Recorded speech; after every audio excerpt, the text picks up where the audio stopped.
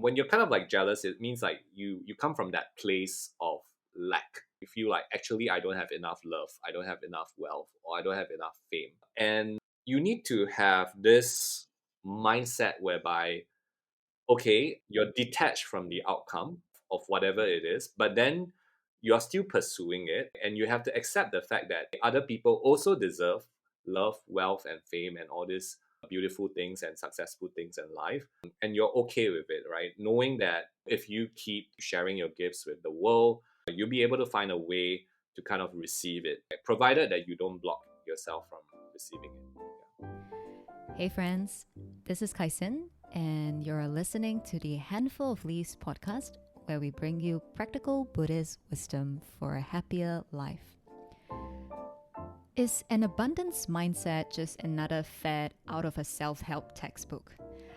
The mindset of abundance is typically associated with getting rich and attracting wealth, and it can seem pretty materialistic and driven by desires of wanting more. Or that's what I thought. But after speaking to Daylon, I realized that couldn't be further away from the truth. In this episode, Cheryl and I chat with Daylon to uncover what an abundance mindset is and what it isn't. This mindset embodies kindness, generosity, and sympathetic joy, very much aligned with the Buddhist values. Daylon shared many personal stories that put into perspective how we can practice that mindset of abundance in real life. Stay till the end to hear his story about how he got out of a depressive period when he felt really stuck and only have $10 left in his bank account. We will also be exploring how we can find opportunities to receive things with grace, even when we don't feel enough or when we feel that we don't deserve more. Cheryl literally had a mindset shift during the recording about this topic, turning her from a skeptic to a believer. Now, let's dive right in. Hello, good to see you, Daylon. Hi. Hello. Today, we're going to talk about the topic on abundance. But before we get into that, can you just give our audience a quick introduction of yourself?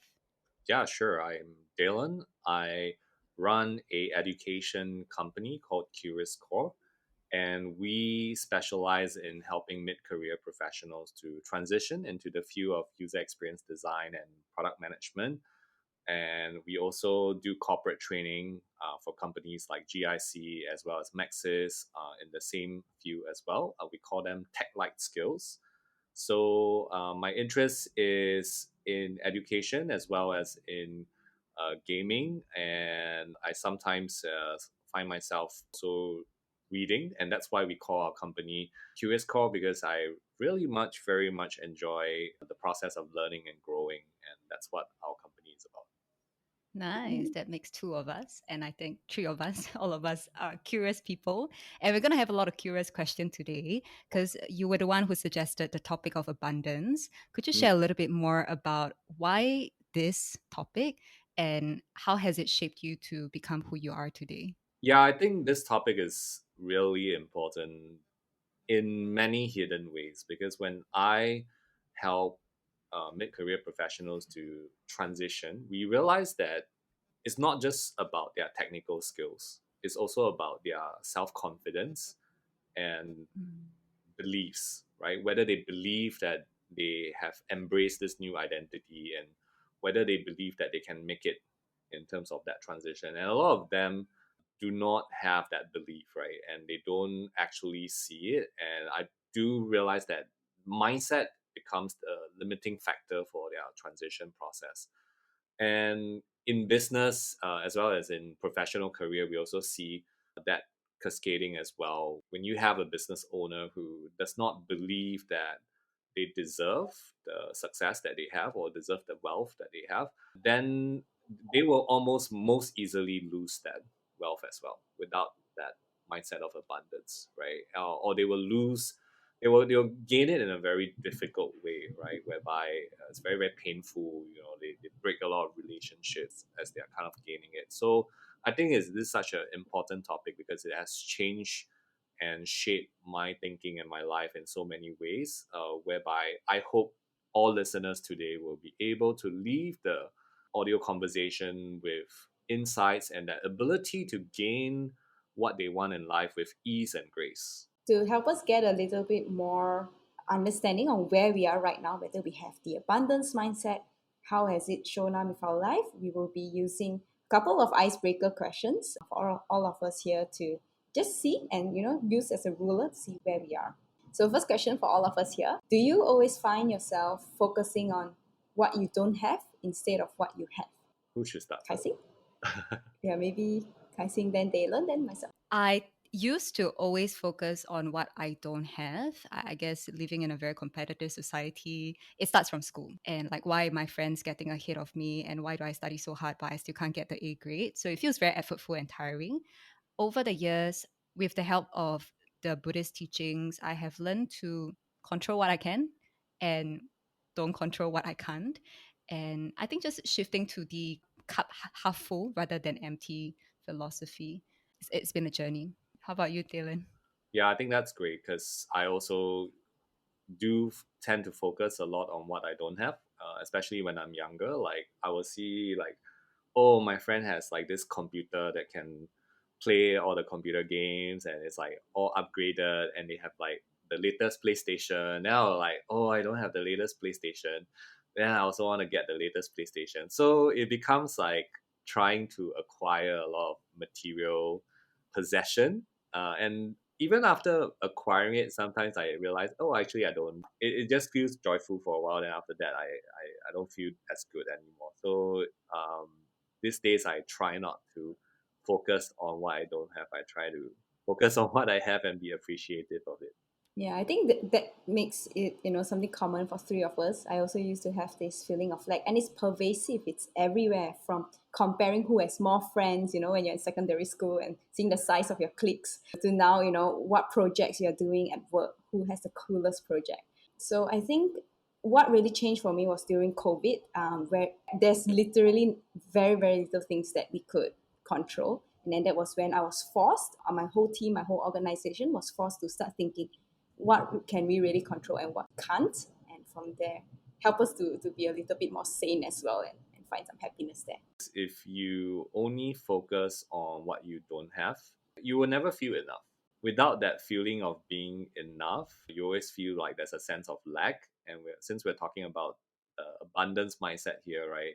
If you're always and constantly in a state whereby you feel like you're lacking, then if I put you in a country that has multiple opportunities and resources and wonderful infrastructure, you will still complain. You will still feel like there's a lot of things that's not enough. And I think that's Singapore, by the way, right? We're kind of known for a country full of complainers. Complainants, yeah. Yes. Yeah. Yeah, I totally agree. And I think it also can dull our mind. It becomes so depressing. Like that's the only thing that we are thinking about. And it's not very constructive, isn't it? So just now we talk a lot about comparing with external aspects of our life, but it does manifest internally of feeling not good enough. And I do observe it is the core of a lot of problems, that sense of not good enoughness. And perhaps today we can learn from you of how to get past that. Sure. I'm sure we can learn from each other. Just to link that a little bit as well, do you guys tend to feel like you're not good enough, like personally, and how has that evolved? Hmm. Not being good enough. I thought I didn't have this problem initially. I thought I was always like quite good at what I'm doing, and professionally as a person, I'm, and I've seen myself grown professionally as well, like doing better than most of my peers, quite early in my 20s. So I always thought like, hey, actually, I don't feel inferior to other people in any way. But then I realized that there was still that thinking in other aspects of my life that I wasn't really aware of. And this was made apparent to me when I went for coaching sessions. So I engaged like a coach, a life coach. And then I realized that, oh, I had this sense of lack or this sense of like not loving myself enough. So I think one thing the coach suggested to me is like, or maybe you can put in your calendar like every day to remind yourself that I am enough. So that's what I did. I have a similar experience. Also, I learned this from going through a therapy course. And coincidentally, the advice was also to remind yourself that you're good enough, but not on a calendar, on a mirror, so that you see it every day and with your reflection. I was just reflecting on the question, and I feel like I picked up this sense of lack in primary school, especially because I was a bench player. So I played basketball, always a bench player. And I think just, those silly mistakes make me overly apologetic and I feel a need to compensate. And it just gets worse, right? And moving to secondary school, being roped into the basketball team again and become a recreational team player instead. So I think I always feel not as good because everyone is like a lot better, or I feel very average. I didn't realize this until I went through like the therapy course that it is an underlying root problem. And it shows up in little things like when people were to praise me, I was like, no lah, hey, I think you're very good. No lah. Then I'll always reject praises and not really receive them with grace or acknowledge that, yeah, there are some parts of me that are good. So I guess I'm still learning how to shift that perception. I really love what both of you are sharing, and I find a lot of similarities again. I think I used to get a lot of sense of superiority when I was doing sports. That was all throughout my primary school. I was training badminton, pretty decent in it. But when I moved to Singapore, around 15 or 16, I moved into a very elite school called Methodist Girls' School, where basically my classmates have parents who were in government, in lawyers, have, don't know, like 30 Ferraris or something. And then that was when the whole inferiority came out. I was like, oh my god, I am so poor. I have no idea what YouTube is, what is all the cool stuff that generally people who were richer were buying at that time. And I was using like passed down phones and things like that. So then that sense of superiority turned into a sense of inferiority, and somehow it got stuck very deep because I was bullied as well. So that combined with a sense of being ostracized, just hit really deep and permeated all the way to I think adulthood as well. I think through Buddhism, through the Dharma, I realized that it's not good or bad enough. You're just like that due to your causes and conditions, and just accepting that and still finding room to improve every day is an attitude that is helpful to me at this point. Yeah. So I think like the first icebreaker question you asked, it connects to the feeling of lack, right, which is related to the topic we're covering today. And then this Mm. other question you mentioned is about how much you love yourself, how much you care about yourself, how much you find yourself worthy. And both of these questions connect very nicely to what we're talking about today, which is abundance. Yeah. And maybe you can share a little bit about the difference between feeling a sense of lack, or some people will call it scarcity, and feeling a sense of abundance. Like, how do you know which side of the coin you're at? I think a simple way to understand the difference between a scarcity mindset and abundance mindset is whether it is conditional. So I think a lot of times when we talk about scarcity, it's very conditional, whereas abundance is more unconditional. So, for example, if you have this scarcity mindset, which is usually passed down from generation to generation, if I work hard, I will earn more money, right? It sounds like good advice, but actually, if you dig deeper into it, it means that any money that you earn, you will always have to work hard for it, right? Mm. You will never get money easily. And it sounds very weird, right? Like when I say, hey, maybe you can get money easily. Does it mean it has to be, illegal, or does it mean like you get it from nefarious means? No. But it's true. There are actually people who have like great business ideas and they earn money actually very easily. So connecting that working hard to earning money, I wouldn't say it's the most abundant mindset. In fact, I'll classify it as a more scarcity mindset because it's conditional in that sense. So versus an abundant mindset on the opposite end, whereby if I am sharing my talents and adding value to the world, I'm already being paid in multiples.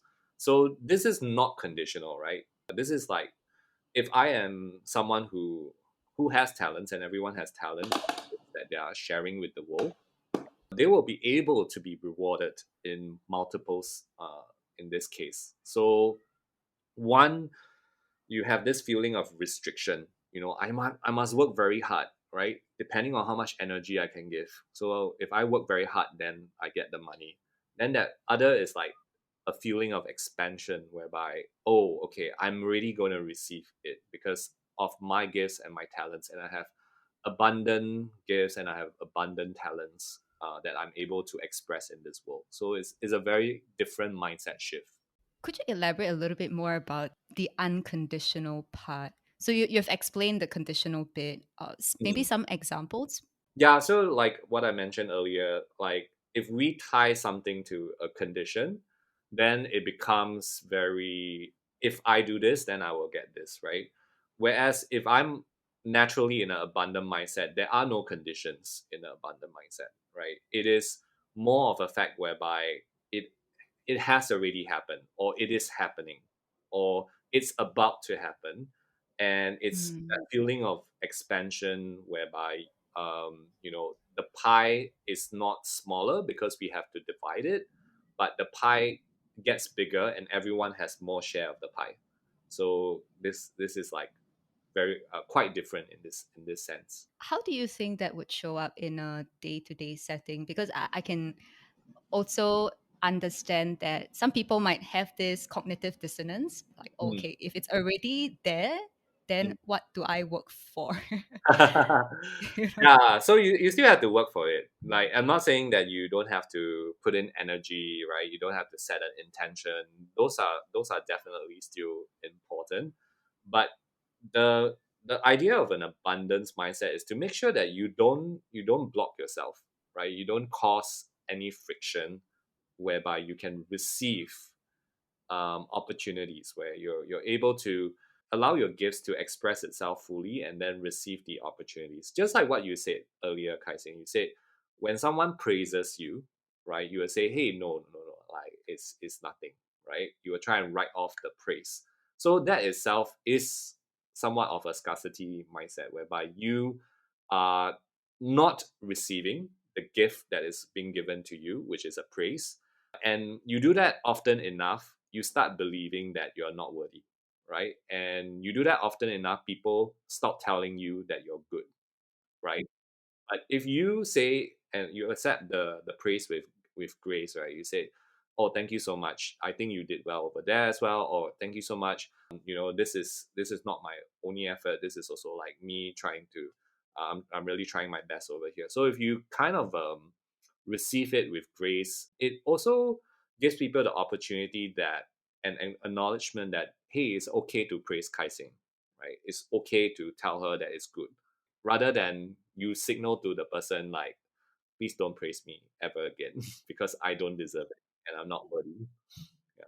I think there needs to be a little bit of clarification here, right? Because it's a fine line between the intention when praise is received, and then you have humility to Mm, acknowledge it and still let other people also take the credit and not just have it for yourself, mm, versus thinking that you don't even deserve it. mm. So I think it's for listeners to look inwards to see what is the mental energy and mind state, because I think going back to you saying that the energy or the state is very expensive, I think people can feel that radiation. You feel light rather than limited by the resources that you have on hand. That is So yeah, correct. thanks for bringing back to that example. I'm just very curious. Is this a either or case, right? You either have an abundance mindset or you have a scarcity mindset, or is it a situation where both can coexist and you can succeed as well? I haven't actually seen it being situational.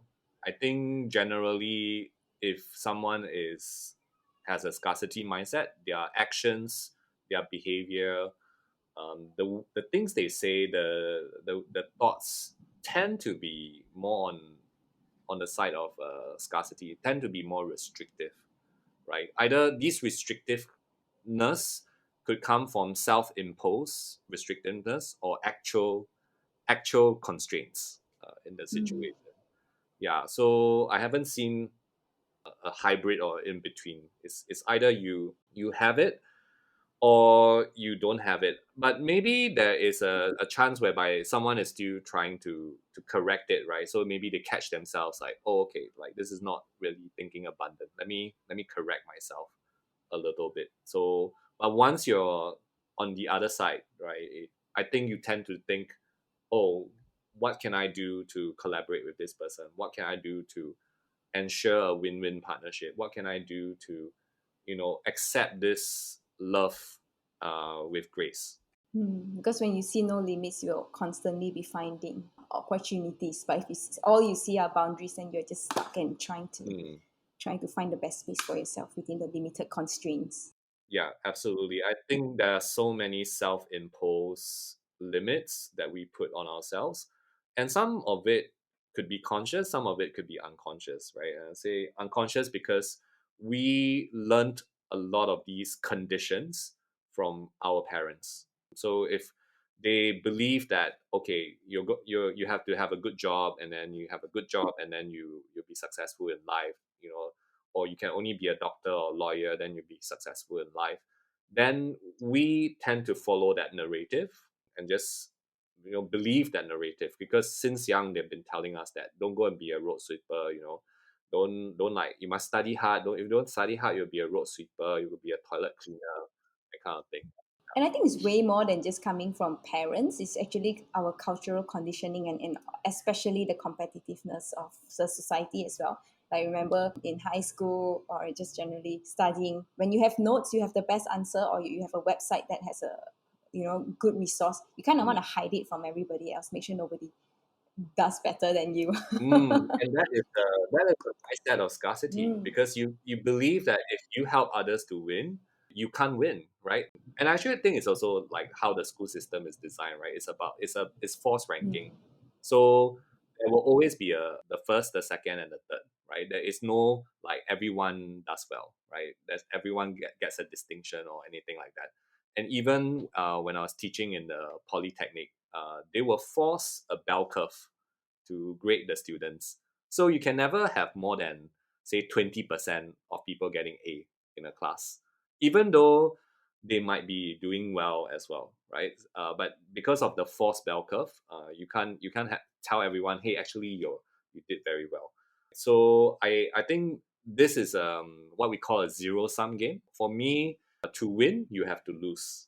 And actually, that's not how the world operates. The world doesn't necessarily operate in zero sum conditions. Is having an abundance mindset the same as chasing for abundance, which means, like wanting more, wanting the next opportunity, wanting the next property?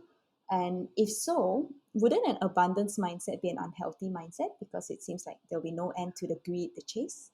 Yeah, I think that's such a wonderful question. I believe both of you would probably be more well versed in Buddhism than I do.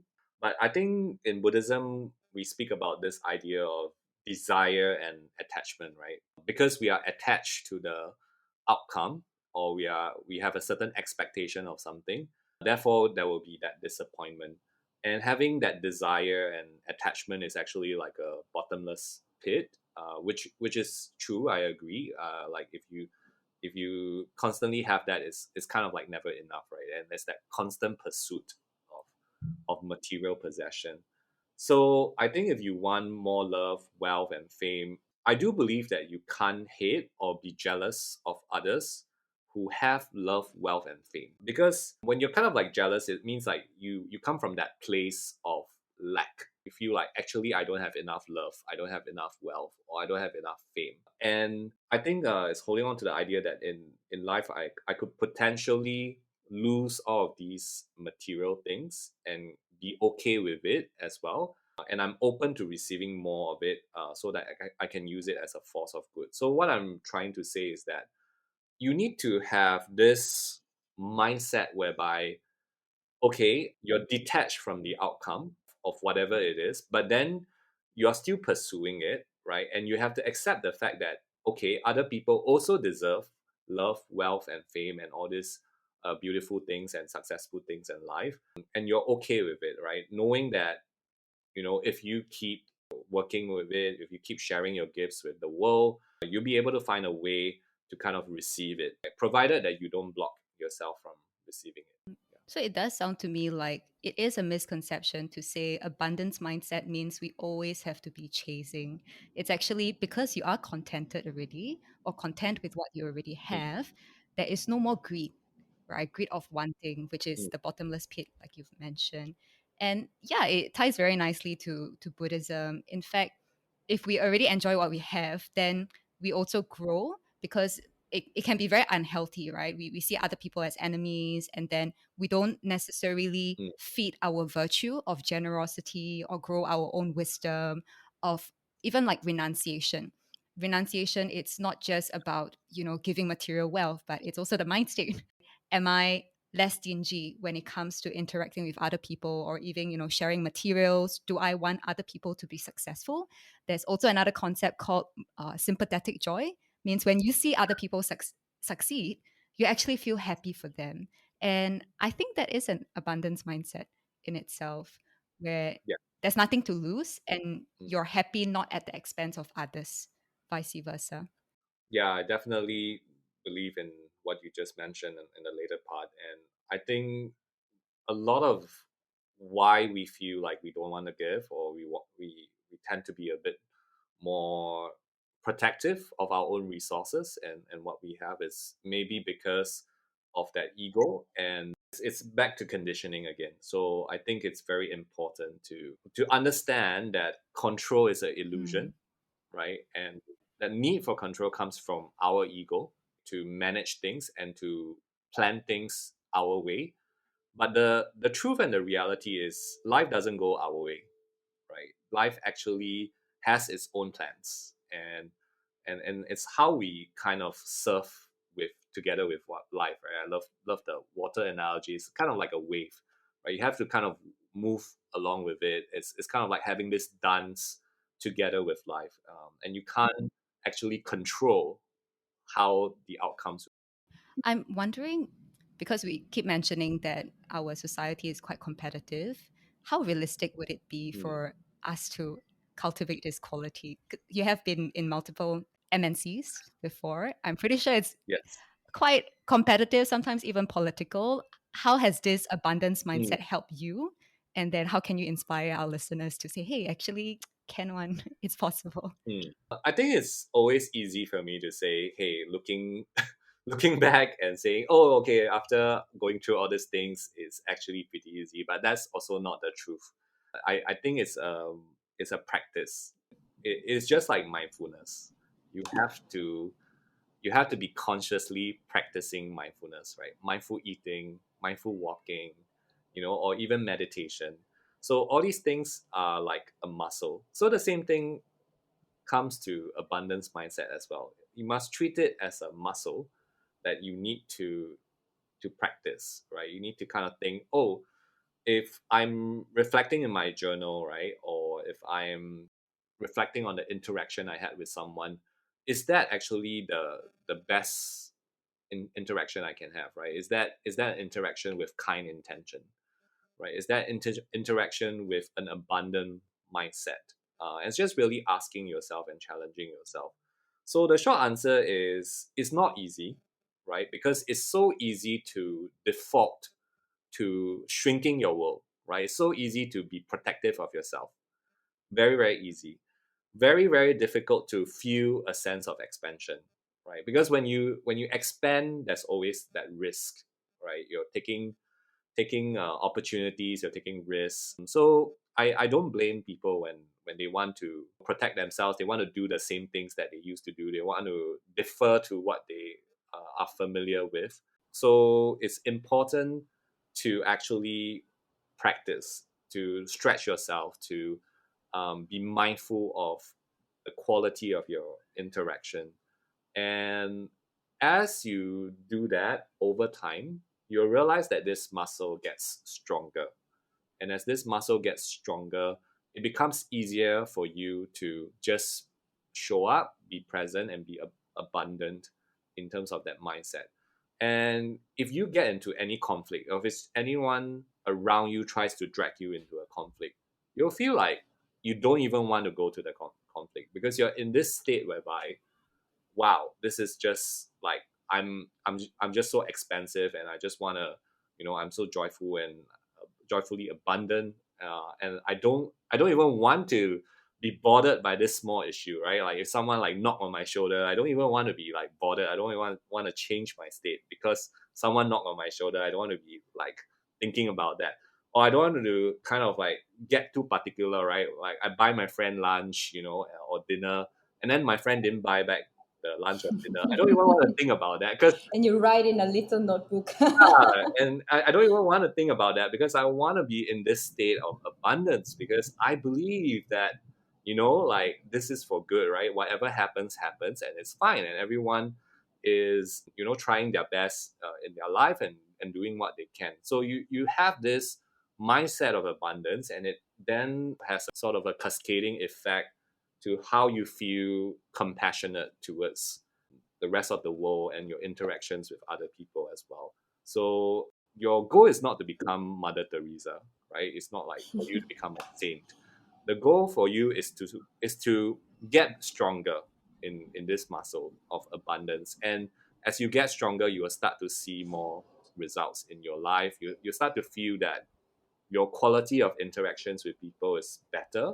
You start to feel like when someone offers you an opportunity, you won't start to doubt, hey, is this person trying to, cheat me or something like that, right? You don't start to think about the negative stuff. But I also say, with this caution, right? It doesn't mean you throw your critical thinking mind and your logical mind out the window, right? You still need to actually retain that because that is how we function as a human being, right? It's higher order thinking. So being abundant doesn't mean like you just throw your logic and and your critical thinking mind out of the window and you don't check and stuff like that. I really like what you're sharing, and I think what stood out to me as I was listening to you was really on the idea of understanding the kind intentions and also reflecting on the quality of interactions that we're having with the people around us every day. And I was just tying it back to even this podcast, even chatting to you. I would say probably a scarcity mindset when it shows up, it will be one where, as a podcaster, I will be thinking, how can I look the best? How can I appear the smartest in the room? Then when we're talking about an abundance mindset, it changes the whole dynamic. How can I offer everyone here a space to share, to bring, to add value to this conversation? And I think that will really, shift the conversation into something that's so much more relaxed, so much more wholesome as well. I love that. And I think that's an important distinction around me versus we, right? So if you live in this idea of a me-centered universe, it's all about me, right? It's very ego-driven, right? Whereas you live in a we-centered universe, you stop focusing on yourself too much, right? Because I think that feeling of entitlement, that feeling of like being a complainer, right? Is that feeling of, oh, I'm a victim, I deserve better. Those are actually not very healthy mindset, I would say. And I'm also just reflecting on our conversation and how we've got connected, Mm, Daylon. Is many years ago, I mean, we caught up, and then I remember many meals we talked just very casually, not really expecting anything in return from that connection. And many years later, helping each other in our career, referring businesses, mm, I thought that was just something really beautiful. Because when I asked the question about whether it's realistic, I think it's in the sense of, perhaps some people might think people might take advantage of us if we are overly generous, or we have this mindset mm, and we don't stand for ourselves. But I don't think it's true. In fact, when we collaborate, we synergize, we have more resources to share mm. and to create better things than as we are alone. So I thought that was really beautiful. Real life example. Yeah, I know it's definitely, I mean, in theory, it sounds very nice, and I know it's very difficult to put it into practice. But like I say, it's about little stretches, right? Like just Mm. shifting your mindset a little bit like little bit. What's the next level I can take this to, right? If let's say, for example, let's go back to the example, my friend didn't buy me dinner back, right? Like, okay, instead of just mulling over it and getting upset with your friend that they didn't buy you dinner back, what's the next best, intention that you can bring to it? Maybe you can think about, oh, like maybe my friend is busy, right? Or maybe like, that might be actually dealing with something in their business and all that. So now you're introducing compassion. Now you're introducing empathy, right? That's already a stretch already. Yeah, fully agree. And again, it's a lot more healthy. I just wanted to read this quote that I found from an article talking about abundance. So it says, our inner abundance radiates a sense of worth, value, and ease, of having something to give the world and enjoying doing so. So, like you say, it's very unconditional. We're just there to give, not expecting anything in return. And then Jack Confield, which is the author, later went on to say, without abundance, we can be in the midst of riches and feel like a hungry ghost. I found that to be so powerful. It's like what you said at the very beginning. We are living in very well developed countries, we have a lot of resources, but yet it is always that sense of not enoughness. And yeah, I just thought there's so many different ways that it manifests in our Mm, lives. And I'm also thinking to bring it further in terms of how we can keep this actionable, day to day practice. Perhaps I can start first having some thoughts and ideas, drawing reference from the Buddha, when he was trying to seek the truth. If he were to have that limiting belief and to just stop at the teacher whom taught him whatever he could, and then he has already kind of been on par the level of the greatest teacher back then, right? And if he had that scarcity mindset, he would have stopped and say, okay, I've hit a roadblock, that's it. My search has ended.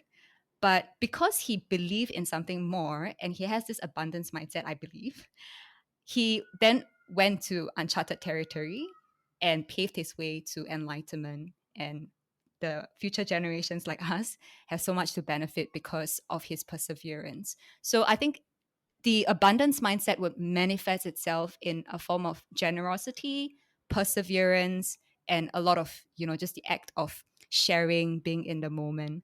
I am wondering, how does it manifest for you in day-to-day life? yeah, I think I should also share a personal story to help, so it doesn't feel like I'm preaching to everyone over here.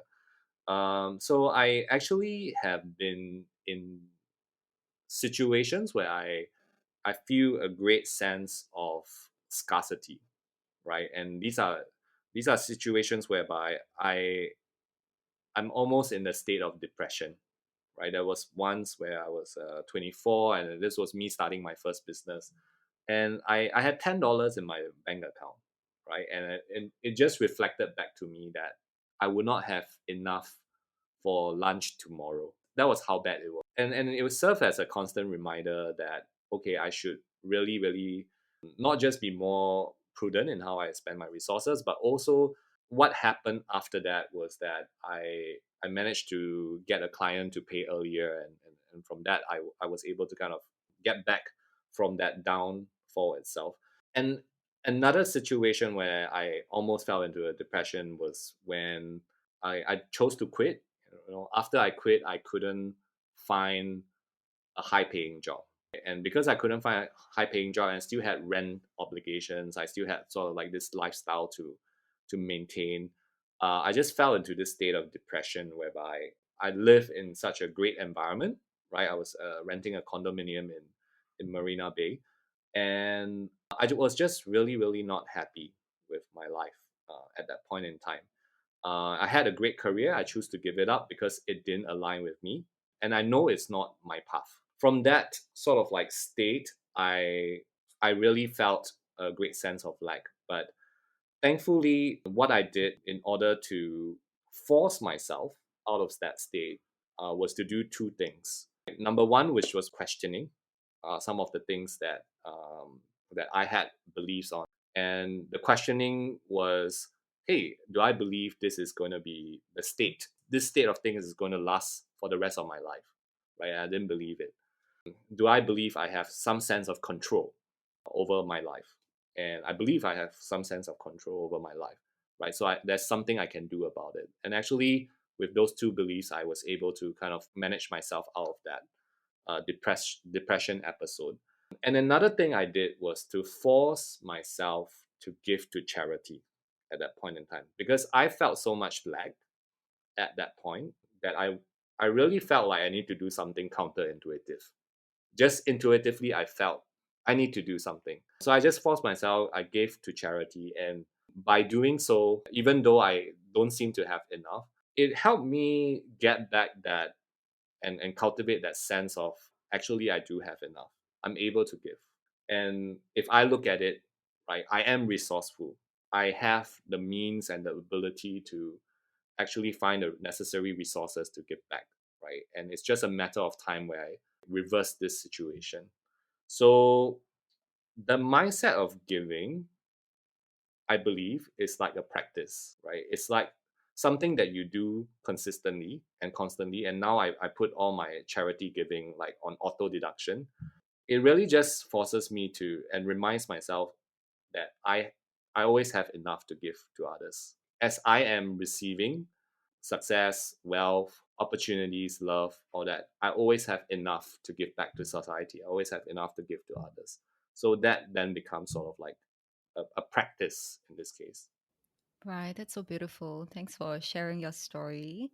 And I suppose if materially there really isn't enough to give, we still can give words of kindness, words of affirmation, encouragement.